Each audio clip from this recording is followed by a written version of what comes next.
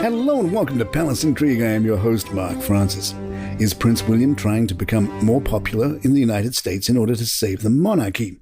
Royal watcher Kate Manzi told the Royal Beat, "The issue of philanthropy is so developed in America. It's more part of the setup of how American communities and businesses work. So you do have to have a foothold in America if you are starting a big global initiative." Prince William realizes you have got to have America on side. He is very serious about the fact that his role is global. He is on the world stage and he is going to make the most of it. William and Kate will be maintaining the aura of majesty, why they are separate and why they are different, whilst also being of the people, for the people.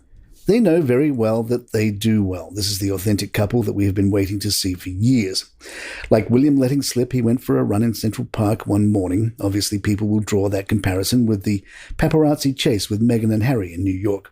This is really interesting to see that William is allowing himself to be more open.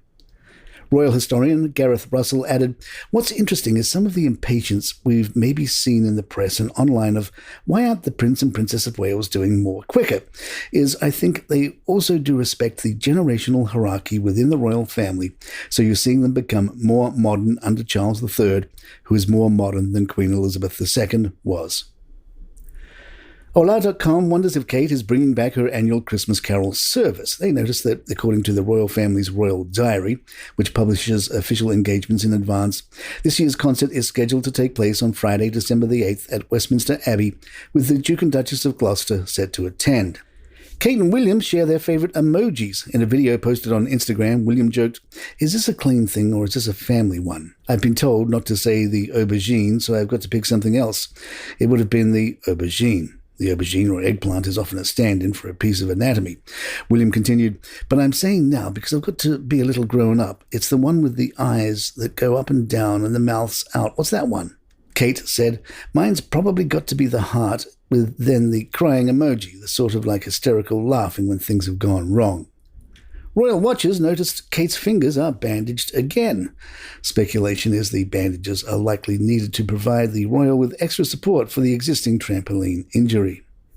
Last week's royal outings made good fodder for the Kate is Wonderful narrative. Kate and William visited a workshop about mental fitness organised by SportsAid, a charity that helps young athletes who are aspiring Olympians or Paralympians.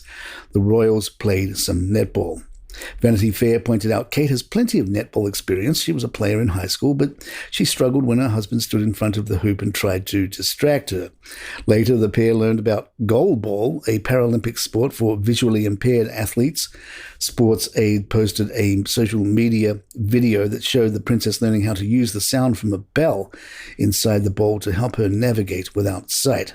Also notable was Kate's outfit. She is given credit for helping to bring back skiing jeans, per Harper's Bazaar, who write, "In case you didn't throw all of your skinny jeans out after Gen Z declared them chuggy, the Princess of Wales just made the case for bringing them back into your wardrobe." Palace Intrigue will be right back. The Daily Mail's Richard Eden had some thoughts about The Crown, including Princess Diana's ghost in the upcoming season. Eden told Palace Confidential, "From what I hear, each time there's a new series, there's a collective groan at the palace. Oh, no, not again. I think one of the worst aspects of being in the royal family is having to put up with this sort of stuff. Now it's become this sort of tawdry soap opera. I think they will be dreading the new series." The Daily Mail's royal editor Rebecca English added, "I personally think the Crown makers have shot themselves in the foot with this. These are very personal, private moments being really sensationalized. The moment with Charles and the ghost of Diana comes just after he's shown sobbing over her coffin in Paris. Some people will say that it's pretty distasteful." A royal commentator told Mail Online that the idea that they have even contemplated Diana as a ghost seems absolutely weird, particularly considering the controversial elements already swirling around the show. It's going to be a controversial series anyways, with what they are already showing, the Panorama documentary, her death and the funeral, and in my opinion it should never have made this final series in the first place. The whole idea that show creator Peter Morgan has scripted ghostly appearances by Diana is utterly tasteless. It is pitiful that someone with his skills has reduced what is undoubtedly a tragedy to something that he knows perfectly well will be controversial. The idea that he has scripted a ghostly figure of the mother of Prince William and Harry is obviously tasteless, and the whole concept, whatever the ghost says or does, seems utterly bizarre. We may well hear what the royals think of the portrayal, but the trouble is, if they do make a statement, it will only add to the hype surrounding the crown, and there you have a problem. If Prince William or Prince Harry were to comment on this, it would make more headlines, and even more people would watch it than they intended to. Whether they would watch such a thing, I have no idea. Of course, the king will make absolutely no comment at all. I think the royal family decided long ago what they think of the crown, that it seems to have totally forsaken taste. It also seems to be an attempt to get publicity, and you get the impression that there is nothing they wouldn't do to get publicity, he said. The crown is controversial enough as it is already, and I really believe there should not be a final series considering the damage it's done already.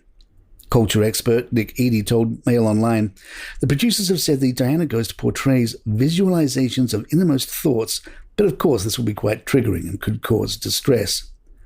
William and Harry and I am sure will also find this difficult to acknowledge as they have no idea what Diana was feeling and where her emotions were during that time. So this factional drama becomes one of fantasy and speculation which could appall the pair as it changes the narrative of the memory of their beloved mother.